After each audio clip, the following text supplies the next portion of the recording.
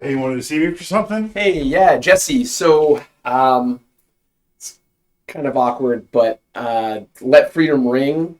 Uh, Ratings have been down, like way down. Yeah, I We're can see thinking that. we might need to be making a change. I was kind of thinking maybe at the host position, just because people Yeah. just really don't like the host. I don't know what Yeah, it is. I'm hearing a lot of They that. just don't like him. I was thinking maybe you'd be able to step in and do that. I'll do it You'll do it? on one condition, Okay. two conditions. Yes. Can we call it double cup chill? Okay. And the second condition, how do we tell Dan? Yeah, I don't know. I haven't really mentioned it to Dan yet. What- What's going on, guys? Hey, Dan.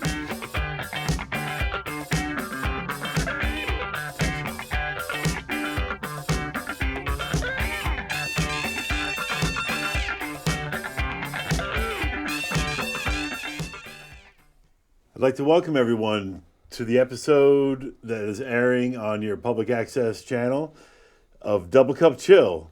Here on Double Cup Chill, we keep our drinks chilling with two cups. I'd like to introduce my very special guest, but first, I just wanted to touch on some of the concert reviews that I went through, or the concert shows that I went to this year. Music is a big part of my life, and going to concerts with my friends and family is a big part of my recreation time. Many different shows, many different venues. I went to Fenway Park for a concert for the first time. Saw Bring Me the Horizon and Fall Out Boy. That was a great experience. Tried the MGM at Fenway as well, another new concert venue. Yeah, well, I'll mix in some of these shows. I'd be remiss if I didn't talk about Taylor Swift in my monologue. I was part of that Ticketmaster disaster.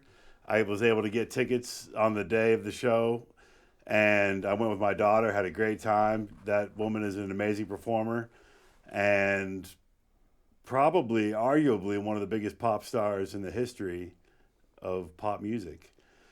So, but now, enough about Swiftie. We could talk about her all night, but we're going to introduce my first guest, the host of Let Freedom Ring, Dan Beaulieu. Yeah, happy to be here, Jesse. Thank you. Yeah, feels different being in the other seat, but excited to be here. I gotta say, I feel like your Taylor Swift story, you're like downplaying how hard it was to get those tickets. It was quite hard, but we'll save that for another episode. um, what's chilling? What's keeping it cold, man? Hey, How are you? everything's good, just, we got through the holidays. Got a new dog, Windham, and he got to do the tour of the Christmas tour. He was really excited. He got to meet all the dogs in the family, so that's been really exciting. And yeah, just lack of snow for December. It's very interesting. I don't think we've had any. I mean, maybe a sprinkle. No? I'm not a big winter person, and I kept thinking to myself, I go, why is December not bothering me that much? And I go, oh, It's there's 40 no sun. degrees, right? It's been wonderful. So things are really good. Nice. So on this show, I have a lot of respect for what you do on Let Freedom Ring, so I've hijacked your format. So we will start the show, or start the question part with, what does it mean to be of French Canadian descent? Yeah, so that's something very proud of. Everybody knows I got a lot of Quebec flags. My brother runs the New Hampshire Poutine Fest. Yes. I think for me, I always, I never got to know my grandfather as well as I wanted to, Papa Beaulieu. And we didn't really understand like our tie, it's always been, we've always pronounced our name correctly, right? Beaulieu. And my brother started doing a lot more research into, how the French Canadians came to the United States. And I think for me, what I'm proud about is it's a connection to my grandfather that I never really had. I did get to know him, and I liked him a lot. He was a lot like me, Oh, boy. I actually did his eulogy at his funeral. So I think for me, it's I think we're all, the United States it's a melting pot of different backgrounds. People come from different places, and Absolutely. for me, it's prideful in where my ancestors came from, and you see a lot, and I'm big on being Irish, but you see a lot of Irish stuff, a lot of celebrations for that, but not a lot for French Canadians. So for me, it's just proud of my heritage, and it for whatever reason makes me feel closer to my grandfather. And I think growing up in Nashua might have something to do with that. A lot of French Canadian influences in Nashua, I've noticed. A lot. And what you didn't notice, though, you don't see the Quebec flag flying anywhere. No. Like, I might be the only person I know besides my brothers that owns one. So. Right. Yeah, it's something that we do care a lot about. No, that's great. That ancestry research is very interesting. My wife's mother actually has dug into our ancestry, and my wife being from England, and my ancestors are from Ireland, and it's just she's gone way back on it, and I can almost picture myself not living their life, but like putting myself in the position of my great grandfather's second cousin who was doing whatever, you know what I mean? Like the ancestry research is really, and she prints it out and tells me all the interesting people that we have ties to, and it's very cool. And then with my grandmother, before she passed away, kept a direct family record that, coming from Ireland, because both her parents and my grandfather's parents were from the island and came to America, and then. Yeah, no, it's fascinating stuff. I mean, my brother did the test. We are actually more Irish than anything. Interesting. I'm 77% Irish from the spit in the tube. But yeah, we were always told the story, but we were a lot more Native American than we thought. We're not really that much Native American. I will say, in the fall, I got to go to the Statue of Liberty and go to Ellis Island, and man. Not, I might have had ancestors that came in that way, but just fascinating to see how this country really grew and the immigrants that came in. And I think that's such an important part of the American DNA. Absolutely. So. Right. Because there were, I don't know too much about Ellis Island, but yeah, folks were coming from all over the world and then all living together, people that might not have known each other are now neighbors, and everything that goes with that. It's just, and then spreading out west and everything is. American history is pretty fascinating. Very fascinating, and very not that old when you really put into the scheme of the world. Absolutely. So, but yeah, that's what it means to me, and like I said, just a closeness to my grandfather, for sure. Yeah. Very nice. Now, you mentioned Windham. I was wondering what advice you might have for new dog owners, or what are you learning about caring for another being? Yeah, so I don't have any children, and I never owned my own dog. I've dated people that have had dogs. I got close to the dog while we were in a relationship. My dad, my family dog Max, he passed away over the summer, but never on my my own. And he needs me, Right. A lot of stuff we got to do a little more leash training because he'll get to a point where he'll just stop. He hasn't really had a lot of accidents in the house. He did a couple times. Really, you just got to just clean it up and keep working with him. First night he was home, he was very nervous. First time he'd been mostly in a crate. Okay. I don't put him in the crate. I let him, when I leave, he can have the living room. Perfect. But I love him. I absolutely love him. I've had the pleasure of meeting Windham, and he is a great dog. And I'm sure once softball rolls around, most of you folks will get to meet him as well. I assume he's coming to the field. He will be there sometimes. Sometimes, of course. It's a lot when you're playing. And he doesn't love the car. Okay. And he does not love the car. It's hard to get him into the car. It's hard to get him out of the car, as you've seen. And you travel heavy with all the bases and the bags and everything that you bring. He'll find a way to hide so he can't get out of the car. So, But man, I love that dog, and my goal in life now is to protect him and give him the best life possible. That's great. So. That's awesome. That's fantastic. So, in keeping with, out of respect for Let Freedom Ring, we're going to get into some fan questions. We had some good fan questions. Yeah. Catalina Rose, Dellea. I don't know how to pronounce that last name. Oh man, I'm kidding. That's my daughter, Catalina Rose. She asks, wrestling. Am I right? yeah, and I had to point out, I'd known you for years until Bones was on the show. I didn't know. We always thought it was Dellea. In fact, That's why. Alex Clark, for whatever reason, put Dellea and how he thought it was spelled on a jersey one year and was not even close. Nope.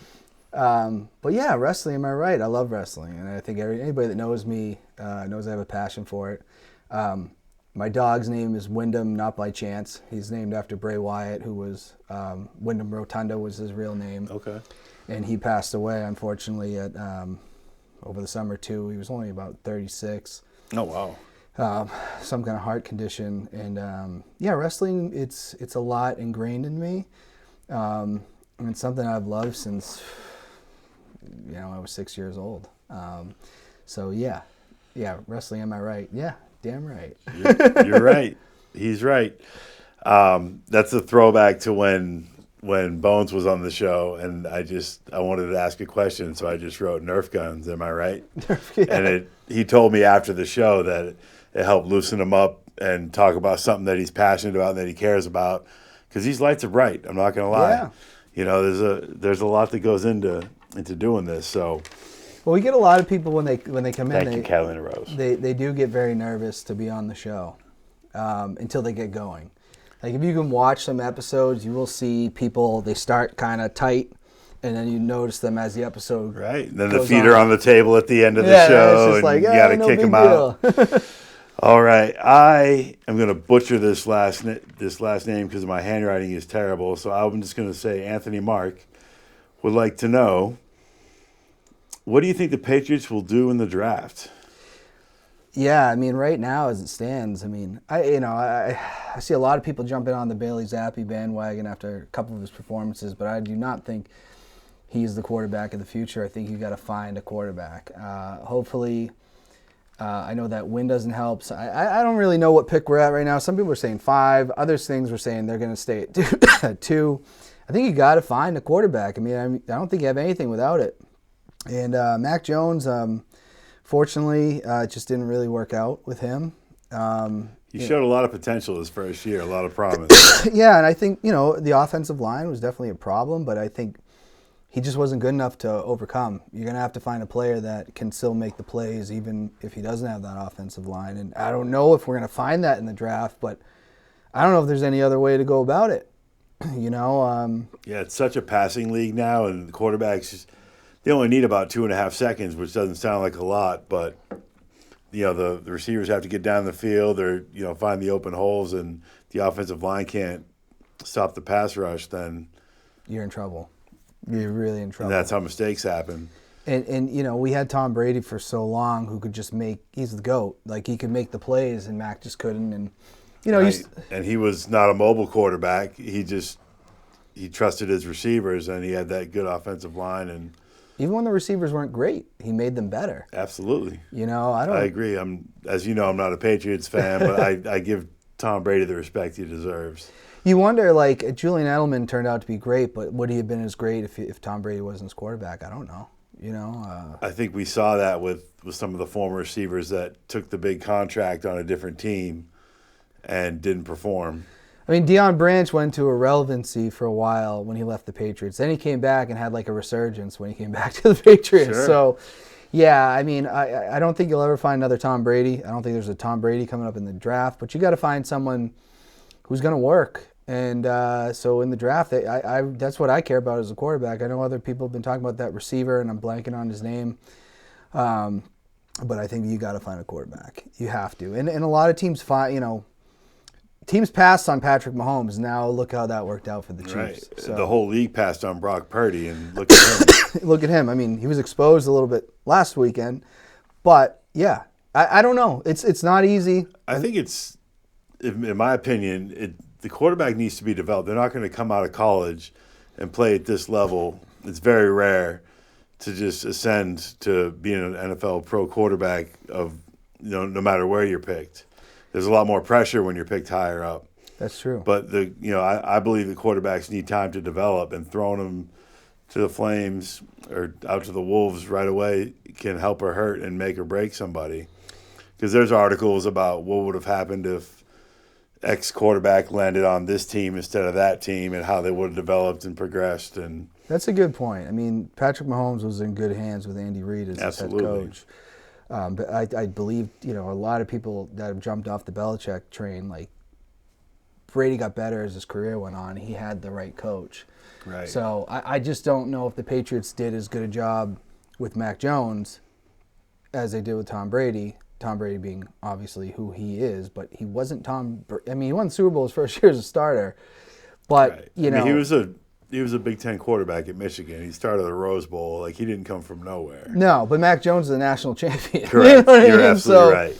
So I think the Patriots are a little bit to blame with Mac, and I also think that Mac, and I'm not in his head, I don't know, but I can read body language, and that Dallas game, he looked scared, and his performance showed. So it could be a mental game too. So if you're going to draft a quarterback, I think a big thing is, like, so much goes into it. Like, you got to find the guy that has the mental capacity too. Like, the Browns took a risk on. If you've seen the Johnny Manziel documentary on Netflix, sure. like that, they had to try to keep him sober enough to get through, getting drafted. Right. And that became a disaster for the Browns. And they thought they were, I remember Skip Bayless saying, like, he's going to be to Cleveland what LeBron was, which was a crazy statement. Right. So you just don't know what's going to happen. But I think the Patriots, that's their only option, is to get someone through the draft. Yeah, and then build up and develop with receivers, get that relationship going, and there's no Josh Allen's coming to the Patriots, that's for sure. Although I did hear, we'll talk about that later. Okay. And Anthony has one more question. What were your top 3 favorite wrestling moments of 2023? Ooh, okay.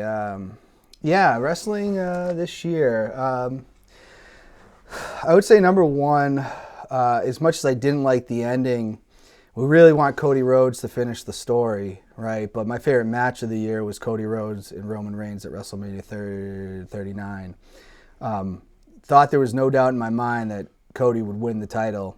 Talk about finish the story. He wants to get the title his father never held. If you might have heard, you probably heard of Dusty Rhodes, I'd assume. Yes, I have heard of Dusty Rhodes. And I look back on it, and I still don't like it, but I mean, at the same time, like, the shock of, like, wow, Roman really won again, that was a moment. Jimmy Uso super kicking. Not that I support the Saudi shows, because I don't, but I did see the clip where, Jimmy Uso finally turned on Roman Reigns, even though he went back to the bloodline. I think before that, too, it was all bloodline this year, really. I think that was, Sami Zayn turning at the, I believe it was the Royal Rumble, he turned on Reigns too, and that was like, when wrestling is good and there's a good story, you get the reaction. And when Sami hit Roman with the chair, that place went nuts, because it was climaxing to that. Okay. So, and I think that's what AEW needs to do. They need to tell better stories, and that's WWE this year has been telling great stories. It's not all about the match. Right, it's the build to the match, and then the match is the payoff. So if the story's good, the match is going to be good too. Right. So those are the 3 that really stand out in my mind for this year, and it all really does tie back to the bloodline and Cody Rhodes. So very good. So he definitely made an impact in wrestling this year. Absolutely. All right, Sarah Booth would like to ask, who has been your favorite guest so far? Well, that's a tough one. Let's keep it to 2023. 2023 this year. Your favorite guest this year. Oh, I've had a lot. Without playing favorites. You're always good guests. I had a lot of good guests. I really did enjoy doing the episode with Rich Birkland and Steve Dovich for the My Social Sports.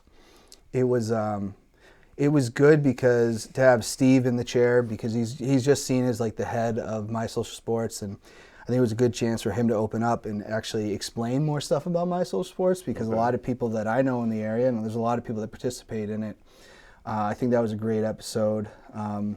Josh Drews was in the studio not too long ago. Really got a piece to know him. He's from Canada, and I think a lot of people in the softball community haven't gotten to know him. Yeah, I can't say we've had the pleasure. Yeah, he was a great guest. Katie Mara was a great guest. Get to know her a little bit more. She's Teammate of ours. Teammate of ours, you know, coaching in Billerica.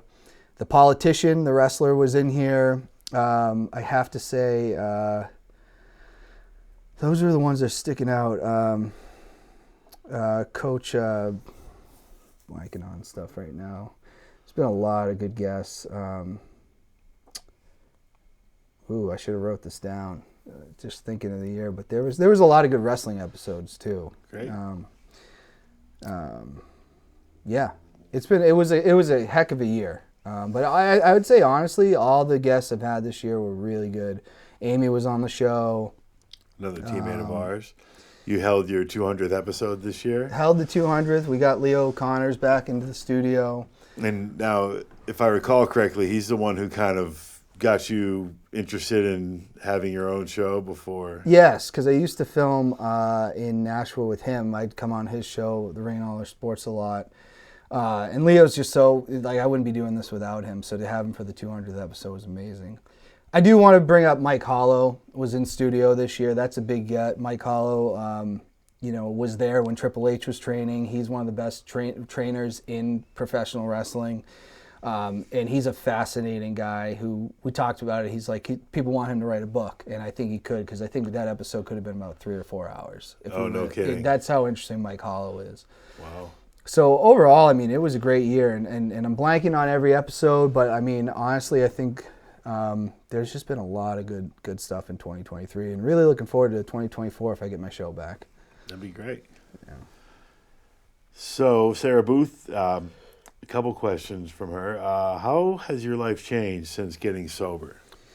My life has changed tremendously. It's a big different. My outlook on life is very different.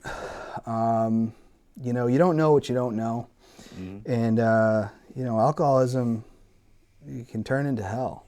And I was living in a hell. And honestly, I think though my outlook on life is a lot different. I never really thought about living one day at a time. Tomorrow is not guaranteed. And it's something I always kind of knew but never thought about. And that's an actual thing. So, I live in 24 hours. I also have learned how to live life on life's terms. I think that's the biggest piece, is just acceptance is the answer to all my problems today. And that's really true. And the acceptance that, life on life's terms is not always easy. No. But I'm not God. I can't try. I don't even play God on TV. Nope. And it's really, I've always had a strong faith in my higher power, which is Jesus Christ. But I never put the trust in him. And I think that I actually have learned to put trust in God, and things will work out the way that they're supposed to. And I think that's the biggest piece that I've learned. It's fantastic. I mean, it's you put in a lot of work, and I can speak from my own experience that it's hard, and just breaking it down into little manageable pieces, like one day at a time, is a good outlook and a good promise for the future. Don't throw away what you got for a broken shoelace or Cadillac problems. Yes, sir. A lot of the problems I have in my life are Cadillac problems that I would make into bigger problems than they actually were. I've learned to accept people for who they are, and I can't control the world, but I can control how I handle the world. All I can control is what I do. And that's a really hard thing that I think a lot of people don't think about. I'm crazy blessed to have a program. And I think a lot of things worked out for me the way God wanted them to, and I'm blessed for the life that I have. And I thought I had gratitude. I didn't, but I thought I did. Now I know what gratitude really is. And I have to live my life by the principles that I've been taught. And I never thought that I could be sober. I never thought I would get into recovery. Right. And you get sick of being sick and tired, and absolutely, it's I'm very happy to be where I'm at. There's a lot of people that are happy you're at where you're at as well. Even if it is a guest chair, not the host chair. All right. If you could have anyone, dead or alive, as a guest, if you had a show, who would you pick and why? Oh, that's a really tough one because there's so many. I think one for me would probably be Bradley Noel, the lead singer of Sublime. Yes. I don't think he gave many interviews. I don't think he did either. He died at 28 before Sublime really blew up, and that music to me in my childhood and even into adulthood has meant so much to me. And unfortunately, tragically, he died of an overdose.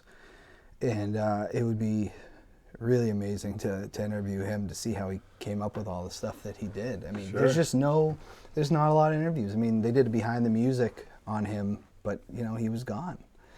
So he would definitely be one. There's a lot of wrestlers. I mean, Macho Man Randy Savage would probably come to mind. Right. There's so many fascinating people in the world. But yeah, Bradley Noel comes to mind the strongest. Yeah, that's a great answer. My first introduction to him was actually watching Alice in Chains Unplugged. That was my favorite band. It still is my favorite band growing up, and they released an MTV Unplugged. But prior to that Unplugged episode airing, they had, remember that MTV News, like five. Oh, yeah, Kurt Loder, yeah. Right? They announced that he had passed away, and I hadn't really listened to their music until then, but I this was back in '96. Help me. Yeah, 96. Yes, 96. Yeah. And so I recorded it on the VCR and I went back and watched it, and then about in '96 is when the self-titled album came out, and everybody started playing it.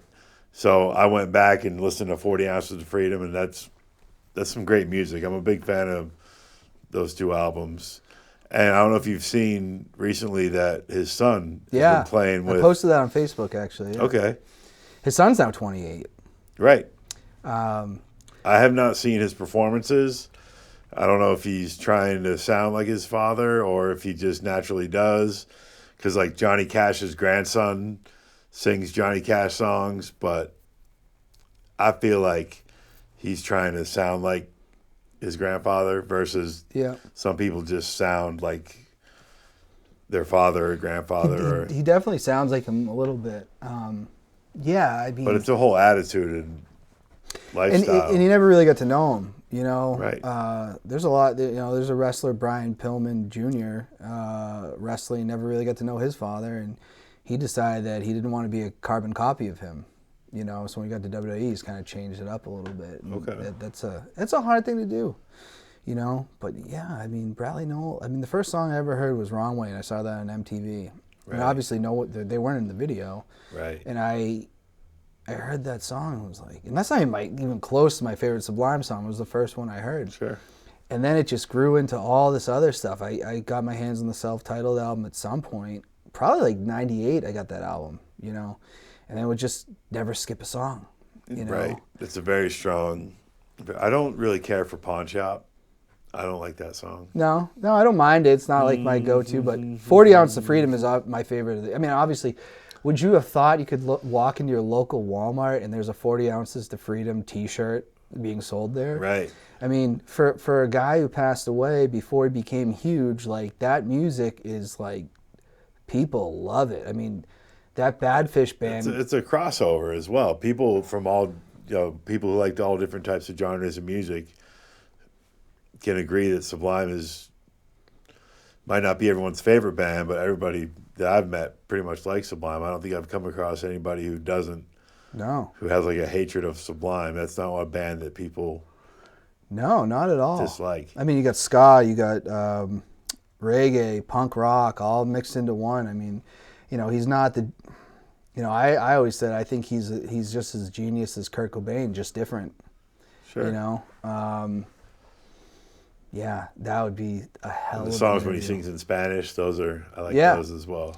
Well, when you do see the behind the music on them, you get to know. You know, it would have been great to hear what he had to say about those experiences. But his dad was interviewed pretty thoroughly for that. But man, that music's gonna live forever, and just wish he had more time on Earth. You know. Right?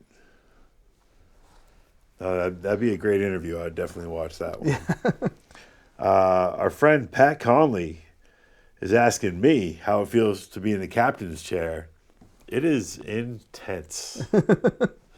It's great though. I'm thankful for this opportunity, and I hope I don't spill my double cup on the table and with nerves. And Adam Harvey, if you're watching, don't worry about what's in my cup. Don't worry about that.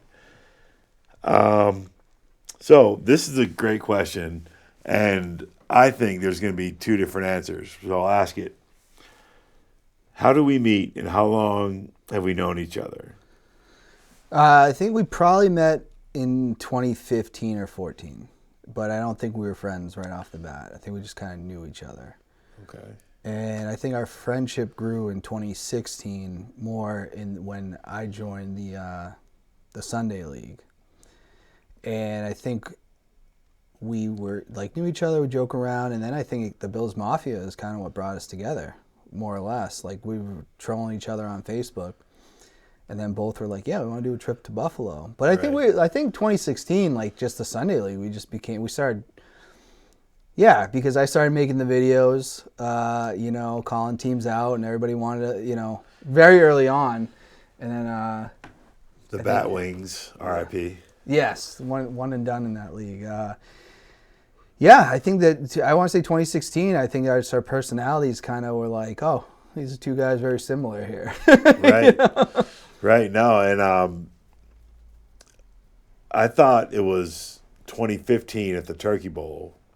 Oh yeah. So 2015. There's a picture of KP and you, and I'm just kind of peeking in the background. And I think that's when we became friends on Facebook.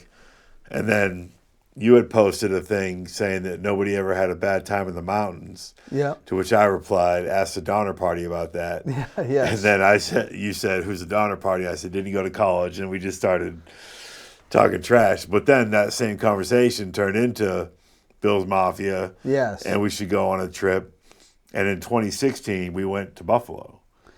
Like that happened on just a random Facebook thread of talking trash on who knows random things better.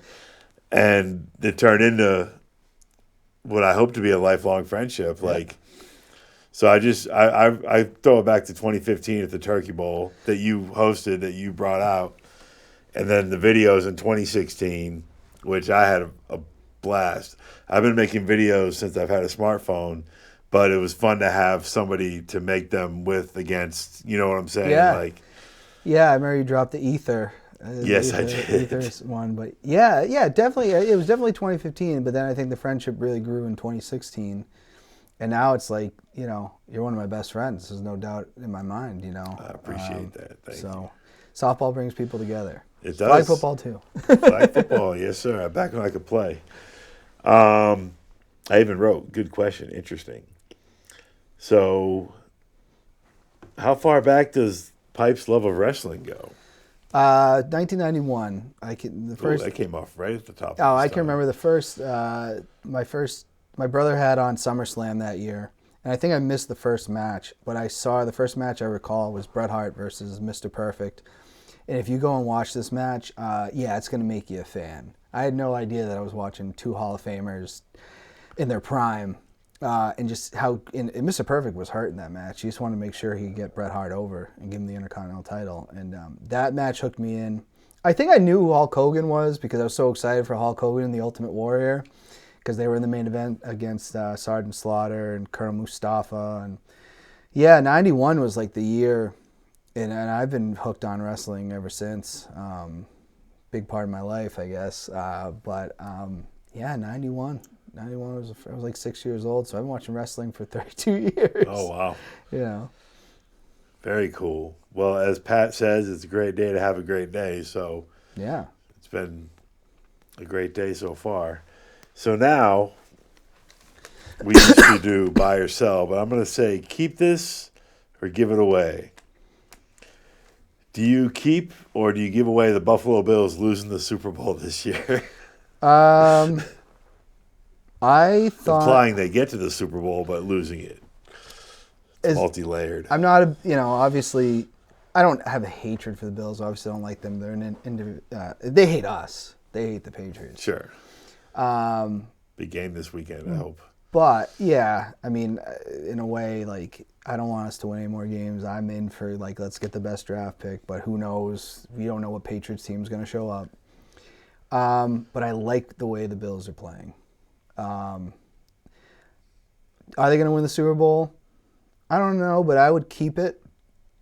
I think that maybe the Chiefs seem to be on a decline. I mean, Joe Burrow's out. Yeah, I mean the Ravens are real good, but I mean if the Bills are going to do it, there is a path to the Super Bowl for them. There is. It's much harder in the NFC. So I wrote this as Buffalo Bills losing the Super Bowl because as everyone reminds me, they've lost 4 in a row a long time ago. But I don't think anybody can beat San Francisco. Baltimore did. Handedly. I don't see that in the playoff. I think they might have been going vanilla on that.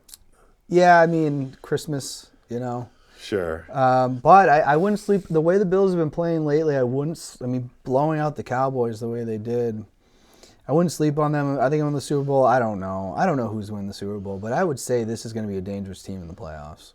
Right. Once they get in and playing their best football at the best part of the season. And I don't want to sleep on the Dolphins either. I mean, a lot of people have been... Well, they have the last game, Buffalo and Miami.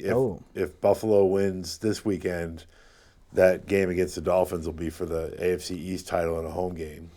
That will be interesting. So it'll be something to play for, providing the Bills take care of whatever's on your hat there. I'm just not... Patrick Mahomes kind of soured me on him, so I'm not rooting for I don't want to see the Chiefs win. So Right. All right. You keeping the Patriots remaining as cellar dwellers next season, or are you giving that away? I think they get the right quarterback. They can be middle of the pack. So, what's the cellar dweller Give it again? away. Yeah, Cellar dwellers, last place in their division. Okay. Yeah, that makes sense. No, I think, but again, I got to see what they do and what happens in the draft. But I think that the defense isn't the problem. If you look at a lot of this, you look at the scores and you look at the Chargers game, it's like you needed 1 touchdown to win the game. Yes, sir. So I think if they can fix the offense, get a quarterback, they could be in the middle of the pack. Are they going to win the division? I don't know. But I think they could be a team that doesn't completely stink. Yeah, I mean, they have good running backs, but when there's no threat of a pass, you can just put 8 in the box and nobody's going to be able to get through that. It's such, when you've had the greatest quarterback of all time for 20 years and then you see this and you're like, man, how spoiled were we? Right. And it tells you how important that position is. I mean, I think we all know how important the quarterback is, but now you're really seeing it. Well, the league has changed so much. Like it's geared towards, high scoring offenses and passing and, I think that with the rule changes and everything, it's just the effect of a quarterback is much more important than it was 20, 30 years ago, when we were growing up. Yeah. Yeah, so if they get a quarterback, I'm going to say they can be in the middle of the pack. I think, Aaron Rodgers should be back next year too, so who knows what happens with the Jets. I think they can get out of it. I think that happens in the NFL, but I won't be able to tell you that until we see what the product is going to be. Right. All right. Keeping with the NFL, are you keeping it or giving away Taylor Swift and her impact on the NFL as being positive? Keeping it. I like Taylor Swift being there. Sure. Some of her reactions during the Patriots game, obviously when it's your team, it's a little bit different. But, Taylor Swift now is what Michael Jackson was in the 80s and 90s. She is the #1 pop star in the world. And I think that's a good merger. And the people that are getting bent out of shape about it, I said, you got this really is having that much of an impact on you watching the game. Right. you know. But she's a star, and her music is good, you know. Absolutely. So, yeah. And I'm sure she sells tickets when people know she's going to be at the game or think she's going to be at the game. Right. You know? So I was fortunate enough to see her at Gillette Stadium, and when she first started coming around the games, the Chiefs games, I made a joke about, you know, she's probably wondering why there's so few people at the stadium, because when she's at those same stadiums, there's people on the field, and they're sold out to the rafters. But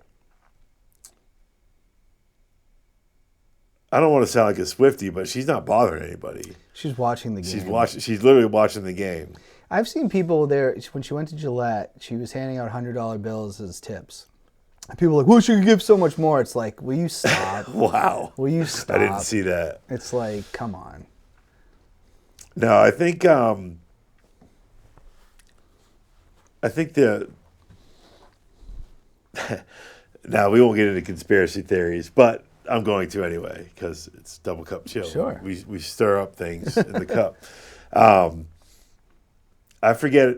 I didn't make this up. It's not an original thought, but I've heard that, you know, her, I don't want to say merger with the NFL has something to do with taking out Ticketmaster, because she is a very staunch opposer. You know, she had a lot of opposition to Ticketmaster and the fiasco that her Eras Tour caused. Yeah, it was bad. It was very bad.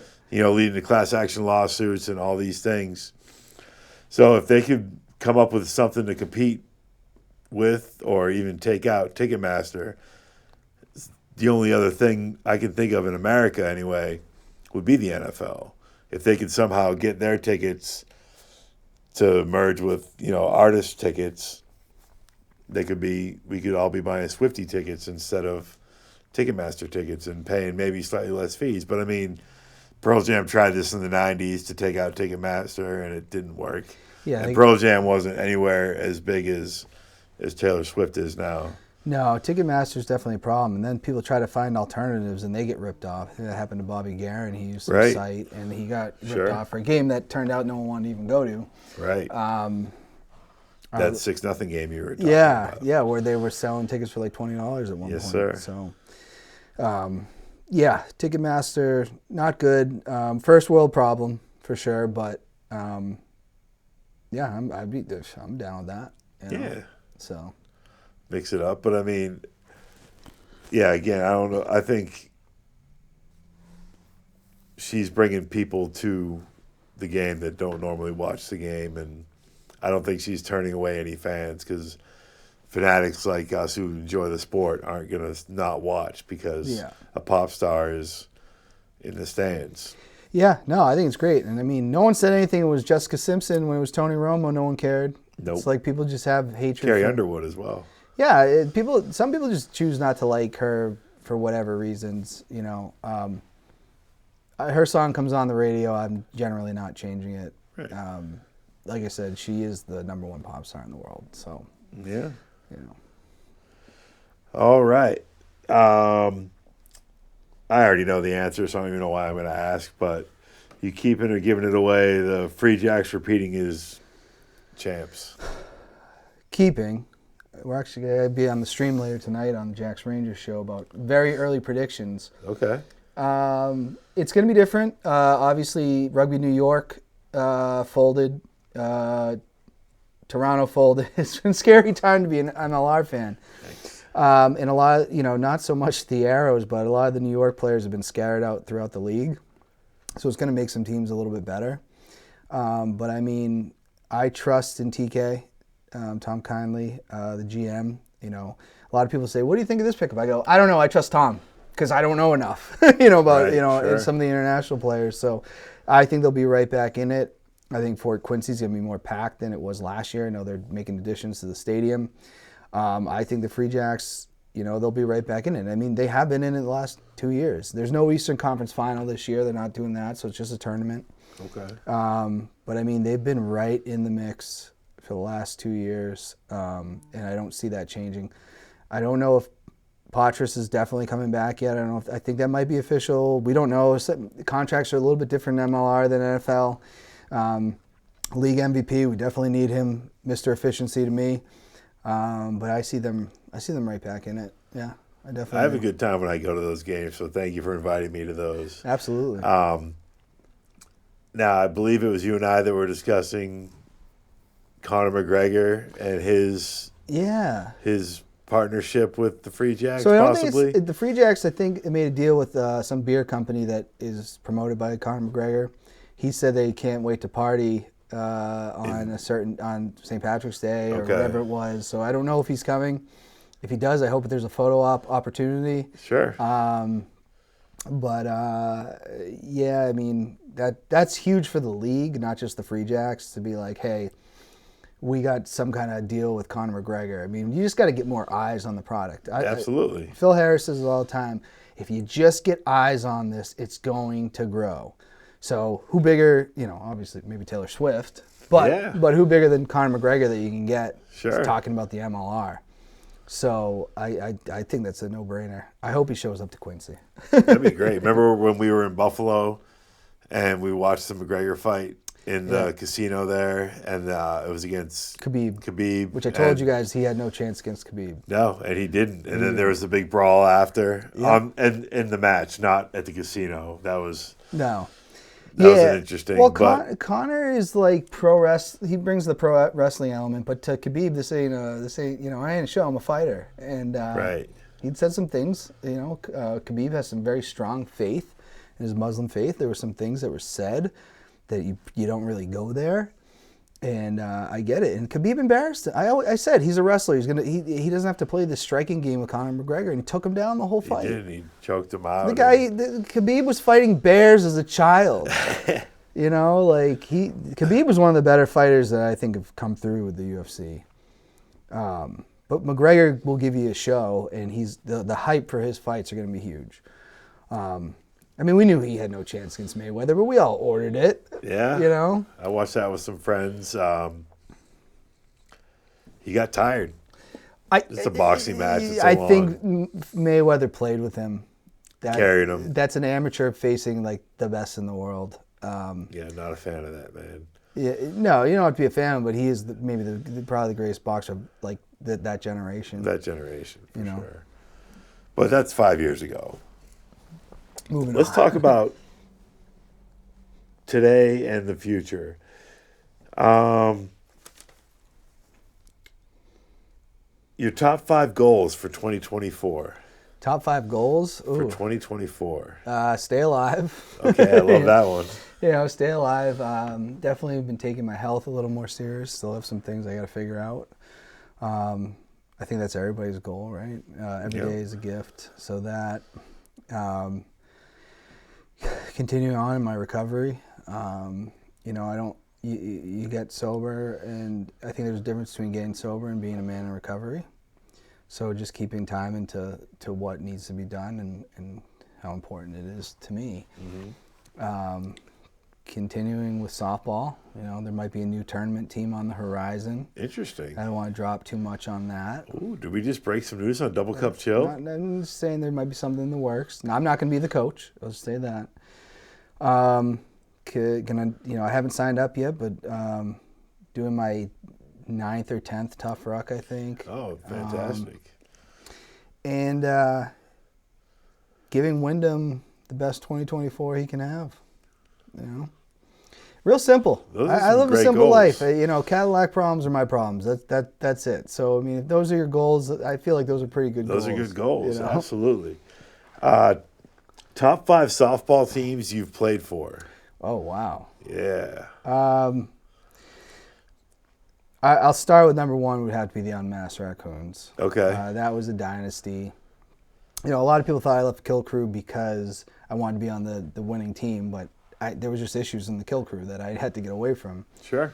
So that would be 1. Let me see here. NWO. We won the Sunday League. We did. That championship series was down 18 in 2 games and come back and win them. That was pretty unbelievable. I got to give daps to the Batwings for it was New Hampshire Sports and Social Club at the time, but for that type of league, I mean, won like 8 sessions or whatever. I mean, for the level it was, that was a really good team. I got to say, I'll throw it in. This is a newer one, but this year on the Pint, the fall ball team, that was a team. Like that, we acted like a team, won as a team, lost as a team, and ended up being the champions. Perfect. Josh Lee had a stranglehold on that league and people will say, well, they're missing people. End of the day, though, we all had each other's backs, and we won the championship. So that was really awesome. I'll throw a throwback, a real throwback, because there's been so many wonderful teams I've been on, and they're not all coming to me right now. But the Canadian Hunters at Plymouth State. Okay. We won. Tell me about that team. I transferred in. I went to the community college, and they were called the Balloon Knots at the time, but they changed the name that year to Canadian Hunter, which was a whiskey that they like to drink. Sure. And they were the last place team every year, and me and Jim Brady came in. I played shortstop. I think Jim might have been first base. And next thing you know, they're like, we're winning games. Like, we don't win games. Like, what's going on? And eventually, we won we won intramurals that year. Oh, very cool. That was a lot of fun. And that was like my first experiences with softball. And I was hooked. I mean, that's like 18, almost 19 years later. And oh, wow. Here I am today. So yes, sir. Definitely the Canadian Hunters. There was some dispute later where my last year, Willie was our coach. He decided his buddy Colin was going to be the shortstop. And we started losing a lot. And Willie came up to me at a party and he goes, I want to apologize. I made a mistake. I should have never moved you from that position. And then I went back and played short. We didn't win it that year, but it was nice to be like, and I'm the type of guy, when you ask me to do, I'm going to do. Sure. And I had issues with it, but I said, I'm not the coach. And I did that even as a young player. And but it was nice to, hey, I made a mistake. Yeah. So definitely those are the 5 that come into my mind. All right. We might have already discussed one of these, but top 5 Tatanka moments that we can share. I think me clotheslining Kyle in the chair and he didn't move. I didn't have enough momentum. So that would be one. Texas putting me through the table. Absolutely. And then this drunk out of his mind Bills fan put me back through the table and finish the job. It didn't break all the way. That was scary in the second, but once I was fine, it was all good. Yeah. So those are fun. Who's the surprise? We went to a birthday party. Ian's birthday party. That was Ian's birthday party. He's a wild card. Yeah, Ian. I think you still have the T-shirt. It's around. I think at one point while we were on the trip, on the first trip, we convinced Dylan that Kyle went missing. He went to Niagara Falls. Yeah. We went to Niagara Falls. We ended up going to Niagara Falls another year, but I think the first year we convinced Dylan that we lost Kyle. And he was freaking out. I think he was side messaging people because there was a group chat. Yes, and sir. Kyle was with us the whole time. Right. And I think talking to the girl who knew Gronk. And me and Kyle were in the stands saying, yeah, we're really Patriots fans. And we talked to her about knowing Gronk. And then me and Kyle thought we were like, we're going to get numbers here or something. And then they just disappeared. I don't know. It could have been him, could have been me. This is in my drinking days, so who knows what made sense that I was saying. But yeah, there was Fortunately, we can't share their names. Yeah, we don't even know their names. No. Their names we gave them. But that was always a blast. Absolutely. Keeping with the top 5. I cannot read my writing. I've had that happen. Moments with Windham so far. Your top 5 moments with Windham. I know it's only been a short time, but I know you'll be able to answer this. Definitely going to adopting him, because they weren't sure if I was going to leave with him. I said, I'm leaving with him. I mean, I loved him since the moment I saw him. Definitely, I've had some moments, I will say. You got to be careful when he sleeps in the bed. He did pee on me, and then he left. So I guess that's just a dad moment. Bringing him to meet the family. He loves Walter, Bobby's dog. Seeing them play together is awesome. Just having him with me all day while I'm working. And just how, when I get home, he is just freaking out to see me. That's amazing. And so I love that dog a lot.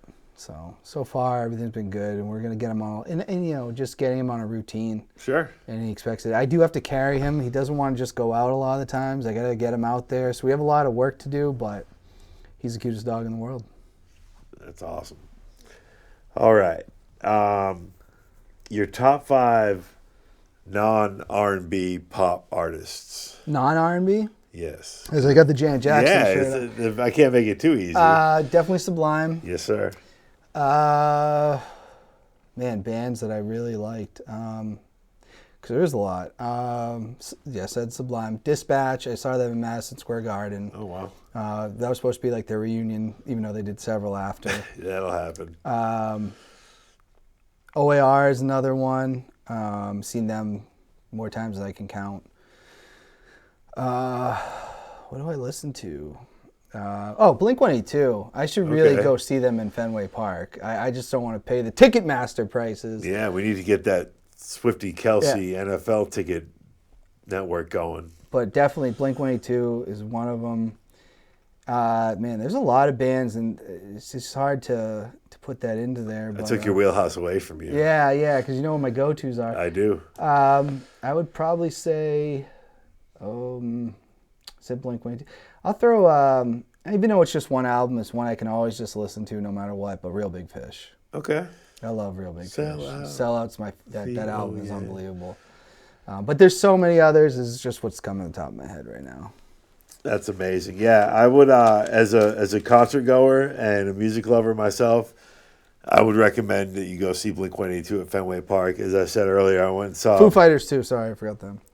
I believe they're playing at Fenway this year. I got to get on this stuff. There you go, man. Seeing a show at Fenway is amazing. I've seen Fires on Top of the Green Monster while Fall Out Boy was playing. Ooh. I've seen Fires in Gillette while Taylor Swift was playing. Just a lot of great shows. So I would definitely recommend Fires in the Palladium parking lot while Parkway Drive was playing. I can't recommend people going to shows.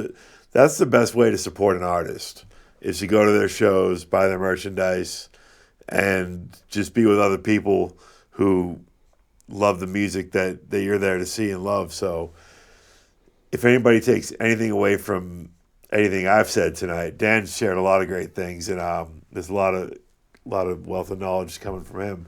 But if you could take one thing from me, it would be go to a show, go to a concert, a small venue like the Paradise, or go to Gillette and see whoever's playing there. Because they're not promoting us, so we're not going to promote them. But yeah, I want to thank you for coming on Double Cup Chill. It's been a pleasure.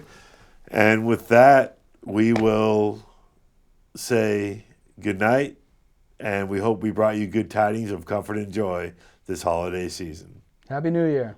Happy New Year.